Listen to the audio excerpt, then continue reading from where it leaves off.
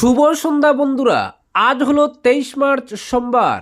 আজকের সন্ধ্যার বিশেষ বিশেষ খবর হলো পদযাত্রা করে মনোনয়ন দাখিল কংগ্রেস প্রার্থীদের, বিজেপিকে কটাক্ষ, মনোনয়ন জমা দিলেন মিত্রজোটের প্রার্থী করিম উদ্দিন, সৌদিতে সড়ক দুর্ঘটনায় মৃত্যু সোনাবাড়িঘাটের যুবক, কাছাড়ে বিজেপি প্রার্থীদের মনোনয়ন দাখিল, দল ছাড়লেন উদারবন্দের সুরেন্দ্র প্রসাদ, কাছাড়ে তৃণমূলের 3 প্রার্থীর মনোনয়ন দাখিল, অন্তর্ঘাতের সংখ্যা নস্যাৎ করলেন আনামুদ্দিন লস্কর, হাইলাকান্দির 2টি আসন দখলে আগ্রাসী কংগ্রেস, আজ থেকে রাজ্যগুলিকে 20% অতিরিক্ত এলপিজি, 29 লোকসভার প্রস্তুতি, মুখ্যমন্ত্রীর সঙ্গে কথা বলে আপাতত শান্ত অতুল বোরা, কালীগঞ্জে নতুন অটো চুরি, প্রশাসনকে পদক্ষেপের আর্জি আতঙ্কিত মানুষের। এবং সর্বশেষ খবরটি হলো দোলাইয়ে কংগ্রেস টিকিট না পেয়ে পদত্যাগ সন্তোষ দিগওয়ালের। এবারে শুনুন বিস্তারিত খবর। শিলচর সহ কাছাড় জেলার 6 আসনের কংগ্রেস প্রার্থীরা আজ মনোনয়নপত্র দাখিল করেন। শিলচর বিধানসভা কেন্দ্রে কংগ্রেস প্রার্থী অভিজিৎ পাল, সুনাই আসনে আমিনুল হক লস্কর, উদারবন্দ কেন্দ্রে অজিত সিং, দোলাইয়ের ধ্রুবজ্যোতি পুরকায়স্থ, বড়খলায় ডক্টর অমিত কালওয়ার ও কাটিগুড়ায় অমরচাঁদ জৈন মনোনয়ন জমা দেন। আজ জেলা কংগ্রেস কার্যালয় থেকে দলীয় সভাপতি সজল আচার্যের নেতৃত্বে কংগ্রেস সমর্থকদের নিয়ে এক বিশাল পদযাত্রা বের হয়। আনন্দ উল্লাসের পরিবেশে সেই পদযাত্রা জেলা কমিশনার কার্যালয়ে গিয়ে পৌঁছায়, যেখানে প্রার্থীরা আনুষ্ঠানিকভাবে তাদের মনোনয়নপত্র দাখিল করেন। মনোনয়নপত্র দাখিলকে কেন্দ্র করে শিলচর শহরের গুরুত্বপূর্ণ মোড় ও জেলাশাসক কার্যালয় চত্বরে কড়া নিরাপত্তা ব্যবস্থা গ্রহণ করে প্রশাসন, যাতে কোনো অপ্রীতিকর ঘটনা না ঘটে সেদিকে বিশেষ নজর রাখা হয়। বক্তব্য রাখতে গিয়ে প্রার্থী অভিজিৎ পাল সহ কংগ্রেসের অন্যান্য প্রার্থীরা বিজেপিকে কটাক্ষ করে দাবি করেন জনগণ পরিবর্তনের পক্ষে রায় দিতে প্রস্তুত এবং আসন্ন নির্বাচনে কংগ্রেসই জয়লাভ করবে বলে তারা আশাবাদ ব্যক্ত করেন। পরবর্তী খবরটি হল মনোনয়ন জমা দিলেন মিত্রজোটের প্রার্থী করিম উদ্দিন বড়বুইয়া। সুনাই বিধানসভা কেন্দ্র থেকে মিত্রজোটের প্রার্থী করিম উদ্দিন বড়বুইয়া মনোনয়নপত্র জমা দিয়েছেন। মনোনয়নপত্র জমা দেওয়ার পর সাংবাদিকদের সঙ্গে কথা বলতে গিয়ে তিনি বলেন, এবারের নির্বাচন সুনাইতে দুর্নীতি ও অপশাসনের বিরুদ্ধে জনগণের লড়াই। করিম উদ্দিন বলেন, জনগণের এই লড়াইয়ে জয় নিশ্চয় মিত্রজোটের হবে। আমরা সুনাইয়ের উন্নয়নের জন্য প্রতিশ্রুতিবদ্ধ এবং দুর্নীতির বিরুদ্ধে অবিচল থাকব। তিনি আরও বলেন, এই নির্বাচনে জনগণের সমর্থন পেয়ে তার আত্মবিশ্বাস বেড়েছে। মিত্রজোটের এই নির্বাচনে জয় হলে উন্নয়নের নতুন অধ্যায় শুরু হবে। পরবর্তী খবরটি হল সৌদিতে সড়ক দুর্ঘটনায় মৃত্যু সোনাবাড়িঘাটের যুবক। সৌদি আরবে সড়ক দুর্ঘটনায় প্রাণ হারালো সোনাবাড়িঘাট প্রথম খণ্ড কুনাগ্রামের যুবক শহীদ আহমেদ লস্কর ওরফে টিপু। পরিবার সূত্রে জানা গেছে, উমরাহ শেষ করে কর্মস্থলে ফেরার পথে 24 চাকার একটি লরির সঙ্গে তাদের বাহনের মুখোমুখি সংঘর্ষ হয়। ঘটনাটি ঘটেছে ভারতীয় সময় রবিবার সন্ধ্যায়। তারা খবর পেয়েছেন রাত 12টার পর। টিপুর কাকা রহিম উদ্দিন জানান, টিপু তার ম্যানেজার সহ 5 জন উমরা হজে গিয়েছিলেন। এর মধ্যে 3 জন বাংলাদেশের যুবক ছিলেন। তারা ঈদ সৌদিতেও করেন। সেখানে একদিন থেকে রবিবার কর্মস্থল এলাকায় থাকা বাড়াগড়ে ফিরছিলেন। সে সময় লরির সঙ্গে মুখোমুখি সংঘর্ষে মৃত্যু হয় শহীদ সহ ম্যানেজারের।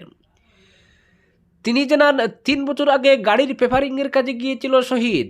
বছর 26-এর শহীদ প্রয়াত ইসলাম উদ্দিন লস্করের বড় ছেলে।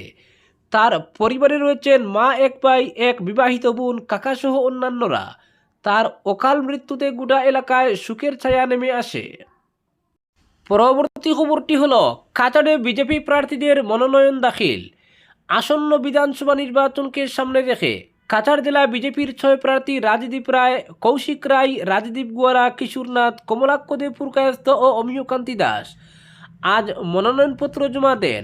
মনোনয়ন জমা দেওয়ার নির্ধারিত শেষ দিনেই তারা প্রক্রিয়া সম্পন্ন করেন। মনোনয়ন দাখিলকে কেন্দ্র করে বিজেপি কর্মী সমর্থকদের মধ্যে উৎসাহ ও উদ্দীপনা লক্ষ্য করা যায়। শিলচর জেলা ক্রীড়া সংস্থার মাঠ থেকে শুরু হওয়া এক বিশাল পদযাত্রায় অংশ নেন প্রার্থীরা। পদযাত্রায় উপস্থিত ছিলেন বিজেপির আসাম রাজ্য সভাপতি দিলীপ শইকিয়া সহ দলের শীর্ষ নেতৃত্ব। পরে প্রার্থীরা জানান, আসন্ন নির্বাচনে বরাক উপত্যকায় কংগ্রেসকে সম্পূর্ণরূপে পরাজিত করে বিজেপি বড় ব্যবধানে জয়লাভ করবে। শিলচর সমষ্টি সহ সমগ্র কাছাড় জেলায় দলের শক্তিশালী অবস্থান তৈরি হয়েছে বলেও জানান তারা। আজ শিলচর শহরের বিভিন্ন গুরুত্বপূর্ণ এলাকায় বিশেষ করে জেলা কমিশনারের কার্যালয় চত্বরে কড়া নিরাপত্তা ব্যবস্থা গ্রহণ করা হয়। আইন শৃঙ্খলা বজায় রাখতে প্রশাসনের তরফে অতিরিক্ত বাহিনী মোতায়েন করা হয়েছিল। পরবর্তী খবরটি হলো, উদারবন বিধানসভা কেন্দ্রে বিজেপির প্রার্থী ঘোষণাকে ঘিরে জোর বিতর্কের মাঝেই দল ছাড়লেন মনোনয়ন প্রত্যাশী সুরেন্দ্র প্রসাদ সিং। কাছাড় জেলা বিজেপির সভাপতির উদ্দেশ্যে লেখা পদত্যাগপত্র সহ সভাপতি অভ্রজিৎ চক্রবর্তীর হাতে তুলে দেন। জানা গেছে, উদারবন আসনে বিজেপির মনোনয়ন পাওয়ার আশায় ছিলেন সুরেন্দ্র প্রসাদ সিং সহ মোট 10 জন নেতা। তারা একজোট হয়ে আগেই দাবি জানিয়েছিলেন তাদের মধ্য থেকেই একজনকে প্রার্থী করা হোক এবং কোনো অবস্থাতেই রাজদীপ গোয়ালাকে প্রার্থী না করা হয়। তবে দলীয় নেতৃত্ব শেষ পর্যন্ত লক্ষ্মীপুরের প্রাক্তন বিধায়ক রাজদীপ গোয়ালাকেই উদারবন্দে প্রার্থী হিসেবে ঘোষণা করে। এই সিদ্ধান্তে ক্ষুব্ধ হয়ে ইতিমধ্যেই 10 জনের মধ্যে 8 জন দল ছেড়েছেন। গুয়াহাটিতে থাকার কারণে দেরিতে রবিবার শিলচরে পৌঁছে জেলা কার্যালয়ে পদত্যাগপত্র জমা দেন সুরেন্দ্র প্রসাদ সিং। পদত্যাগের পর জেলা বিজেপি কার্যালয়ের সামনে সাংবাদিকদের মুখোমুখি হয়ে তিনি তীব্র ক্ষোভ প্রকাশ করেন। তার অভিযোগ, দলে আর কোনো আদর্শ অবশিষ্ট নেই, বরং এখন সম্পূর্ণভাবে কংগ্রেস কালচার বিরাজ করছে। তিনি বলেন, 1991 সাল থেকে নিষ্ঠার সঙ্গে বিজেপি করে আসছেন এবং দলের দেওয়া প্রতিটি দায়িত্ব নিষ্ঠার সঙ্গে পালন করেছেন। পরবর্তী খবরটি হলো, কাছাড়ে তৃণমূলের 3 প্রার্থীর মনোনয়ন দাখিল। দলীয় সমর্থকদের সঙ্গে নিয়ে মনোনয়নপত্র দাখিল করলেন তৃণমূল কংগ্রেসের 3 প্রার্থী। উদারবন কেন্দ্র থেকে তাপস দাস, কাটিগুড়া ও সোনাই আসনে মনোনয়ন জমা দিয়েছেন ফয়জুর রহমান লস্কর ও শাহজাহান লস্কর। এই সময় তাদের সঙ্গে উপস্থিত ছিলেন তৃণমূল কংগ্রেসের সাংসদ সুস্মিতা দেব। জেলা কমিশনার কার্যালয়ে সাংবাদিকদের সঙ্গে কথা বলতে গিয়ে তিনি জানান, এবারের নির্বাচনে বিজেপির সঙ্গে সরাসরি প্রতিদ্বন্দ্বিতা হবে এবং তৃণমূল কংগ্রেস উল্লেখযোগ্য ব্যবধানে জয়লাভ করবে বলে তিনি আশাবাদী। পরবর্তী খবরটি হলো, আজ থেকে রাজ্যগুলোকে 20% অতিরিক্ত এলপিজি। অবশেষে খানিকটা স্বস্তির খবর। দেশ জুড়ে চলা এলপিজি সংকটের মধ্যে আজ অর্থাৎ সোমবার থেকে রাজ্যগুলির জন্য এলপিজি সরবরাহ 20% বাড়ানোর সিদ্ধান্ত নিয়েছে কেন্দ্র সরকার। পেট্রোলিয়াম ও প্রাকৃতিক গ্যাস মন্ত্রকের সচিব নীরজ মিত্তল এদিন সমস্ত রাজ্যের মুখ্য সচিবদের উদ্দেশ্যে চিঠি লিখে জানিয়েছেন, 23 মার্চ থেকে রাজ্যগুলিকে 20% বেশি এলপিজি সরবরাহ করা হবে। আজ থেকে অতিরিক্ত সরবরাহ শুরু হলে ধীরে ধীরে এলপিজি সংকট কমবে বলেও চিঠিতে আশা প্রকাশ করা হয়েছে। চিঠিতে বলা হয়েছে, বাণিজ্যিক এলপিজির ঘাটতির কারণে দেশের বিভিন্ন শহরে হোটেল, রেস্তোরাঁ ও দাবাগুলি সবচেয়ে বেশি সমস্যায় পড়েছে। তাই খাদ্য পরিষেবার সঙ্গে যুক্ত এই ক্ষেত্রগুলিকে অগ্রাধিকারের ভিত্তিতে গ্যাস সরবরাহ করার নির্দেশ দেওয়া হয়েছে। বিশেষ করে ছোট হোটেল ও খাবারের দোকানগুলির কাজ যাতে বন্ধ না হয়ে যায় সেদিকেও নজর দিতে বলা হয়েছে। পরিযায়ী শ্রমিকদের সুবিধার জন্য 5 কেজির ছোট সিলিন্ডারের সরবরাহ বাড়ানো হবে।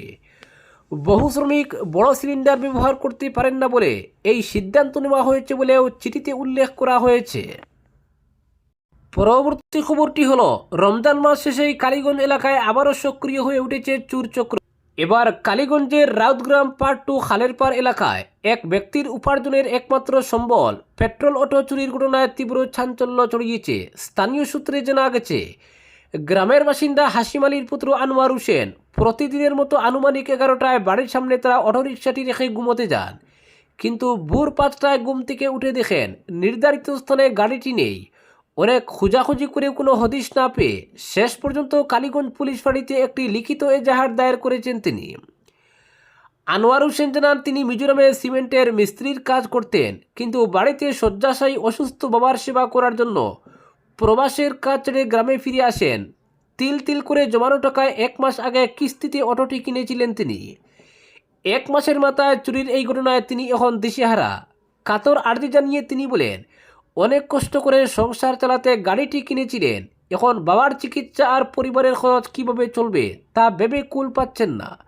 তিনি প্রশাসনের কাছে অনুরোধ করেন যেন তার গাড়িটি দ্রুত উদ্ধার করে দেওয়া হয়। পরবর্তী খবরটি হলো, দলাইয়ে কংগ্রেস টিকিট না পেয়ে পদত্যাগ সন্তোষ দিগওয়ালের। আসন্ন বিধানসভা নির্বাচনকে সামনে রেখে দোলাইর রাজনৈতিক মহলে শুরু হয়েছে জোর চাঞ্চল্য। কংগ্রেস টিকিট না পেয়ে অবশেষে দল ত্যাগের সিদ্ধান্ত নিলেন সন্তোষ কুমার দিগওয়াল। দোলাইর দেবীপুরের বাড়িতে এক সাংবাদিক সম্মেলন করে সন্তোষ কুমার দিগওয়াল আনুষ্ঠানিকভাবে কংগ্রেসের সঙ্গে তার দীর্ঘ রাজনৈতিক সম্পর্ক ছিন্ন করার ঘোষণা দেন। শিলচর জেলা কংগ্রেস কমিটির সভাপতির উদ্দেশ্যে পাঠানো নিজের পদত্যাগপত্রের প্রতিলিপি সাংবাদিকদের সামনে তুলে ধরে তিনি বলেন, যে দলে সম্মান ও মর্যাদার ন্যূনতম মূল্যবোধ দেওয়া হয় না, সেই দলের প্ল্যাটফর্ম থেকে রাজনীতি করার কোনো অর্থ নেই। নিজের আত্মমর্যাদা ও স্বাভিমান অক্ষুণ্ণ রাখতেই এই কঠিন সিদ্ধান্ত নিতে হয়েছে। পরবর্তী খবরটি হলো, ভোটের আবহে কংগ্রেসের অভ্যন্তরীণ কুন্দল, রাজনীতির সমীকরণ রাতারাতি পাল্টে গেছে হাইলাকান্দিতে। নির্বাচনী প্রতিপক্ষকে সমানে সমানে টেক্কা দিতে এবার সদল বলে সম্মুখ সমরে নামছেন হাইলাকান্দি জেলা কংগ্রেস সভাপতি আনামউদ্দিন লস্কর। নবগঠিত হাইলাকান্দি বিধানসভা কেন্দ্রের দলীয় প্রার্থী প্রাক্তন বিধায়ক রাহুল রায়কে নিয়ে হাইলাকান্দি শহরে দলীয় কর্মীদের দল নামতে দেখা যায়।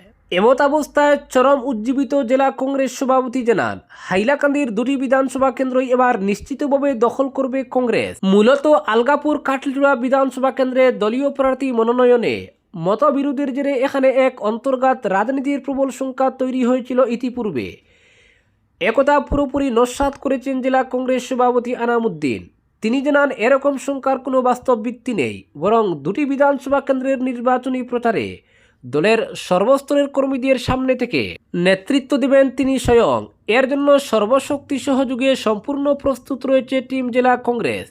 এক নির্ভরযোগ্য সূত্রে জানা গেছে, আসলে শনিবার গভীর রাতে আলগাপুর কাটলিচুড়ার কংগ্রেস প্রার্থী জুবাইর এনাম মজুমদার হাইলাকান্দি জেলা কংগ্রেস সভাপতি আনামউদ্দিন লস্করের সঙ্গে দেখা করে তার নির্বাচন পরিচালনার দায়িত্ব তুলে নিতে জোরালো আবদার জানান। আর এরপর থেকেই যেন রাতারাতি পাল্টে যায় দলীয় অভ্যন্তরীণ কুন্দলের যাবতীয় সমীকরণ। ফলে জুবাইর এনামকে নিয়ে সরব দলের সমান্তরাল আরেক গোষ্ঠীর মধ্যে এদিন আকস্মিক নীরবতা পরিলক্ষিত হয়। জেলার চলতি নির্বাচনী হাওয়া অনুসারে বিধানসভা এলাকার সীমানা পুনর্গঠনের পর নবগঠিত হাইলাকান্দি বিধানসভা কেন্দ্রের জনবিন্যাসের সুবাদে শাসক দল বিজেপির পাল্লা ভারী থাকার কথা থাকলেও প্রার্থী মনোনয়নের নৈপুণ্যতায় এখন গলায় গলায় টক্কর দিতে পারে কংগ্রেস। জেলা সদরে এই বার্তা ছড়িয়ে দিয়েছেন গৌতম তনয় রাহুল রায়। আজকের বিশেষ সংবাদ এখানেই সমাপ্ত।